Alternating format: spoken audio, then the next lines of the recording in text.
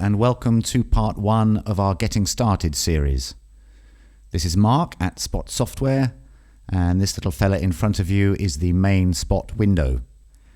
It's divided into fairly obvious sections. On the left we have a list of subtitles in this current file. On the right we have the video preview window, and at the bottom, the black and green area, that's what we call the timeline. So the list on the left only displays 3 subtitles at once. In the middle box, we have the current subtitle. The box at the top, that shows the previous subtitle. And the box at the bottom, that shows the next subtitle. You can only edit subtitles in the middle box. You cannot edit directly in the previous subtitle or the next subtitle box. If you want to edit the next subtitle, then you press the page down key, like that, and conversely, if you want to edit the previous subtitle, you press page up. Now, this subtitle file contains 1077 subtitles. We know that because the number is displayed on the status bar here at the bottom of the screen. If we want to move from the first subtitle to the last subtitle, we certainly don't want to press the page down key 1077 times. Instead, we hold the Control key down on the keyboard and then we press page down, and that takes us straight to the end of the file. If we want to go to the start of the file, we hold down Control again and press page up, and that's taken us right to the beginning. If we want to jump to a specific subtitle number, we use the Go To window, and you open the window by pressing the F5 key, like that. Then you type the number of the subtitle you want to go to, let's say 999, and then you press the Enter key, and that's taken us straight to subtitle 999. So, onwards and upwards. The edit area, that's this box here, including the toolbar just above it. The text box where you type is this section here. Above that, along the top here, there's an info panel, which itself is divided into various sections. We've got a weird orange and black thing at the bottom here, and as I said, we've got the toolbar just above it there. Okay, let's page down to the first subtitle with 2 lines, which I believe is subtitle number 3. Yes, there we are.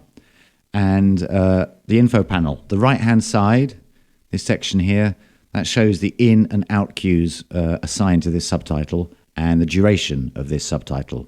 Just to the left of the in cue, 003, that refers to the interval between the last subtitle and this current subtitle. And on the left-hand side of the info panel, we have the current subtitle number, number 3. We have the number of characters in line 1, 30.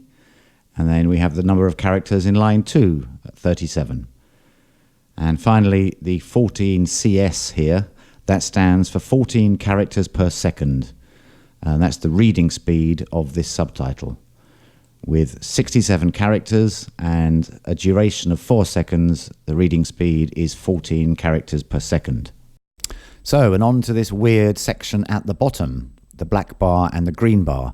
You may remember in subtitle 1, the green bar was orange. It's orange in subtitle 2, but here in subtitle 3 it's become green. This whole section, the green, red or whatever colour bar and the black bar, that's our duration guide, and it gives us visible feedback on the readability of this subtitle. So it's basically telling us at a glance whether this subtitle is too short, whether it's too long, or whether the duration is acceptable, whether it's correct. And that's based on the current reading speed that you've selected for this project, and I think this is using a reading speed of 16 characters a second, and the amount of text in the subtitle. So if I, and don't worry how I'm doing this, but if I now start decreasing the duration of this subtitle a frame at a time, if you look at that green bar, it's moving down and it's moving sort of away from the middle of the black bar, and now it's going to pop outside the black bar and it's turned red, and it's telling you this subtitle doesn't last long enough.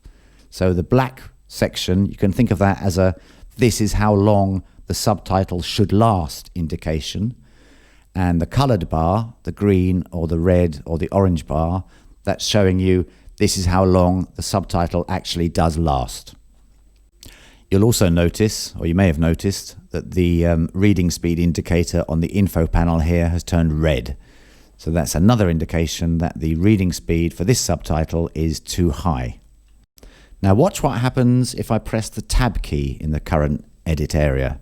If I press it once, we jump to the in queue. If I press it again, we jump to the duration. If I press it a third time, we're in the out queue. And if I press it again, we're in this hidden area here, just below the current subtitle number. And this hidden area is the comment field.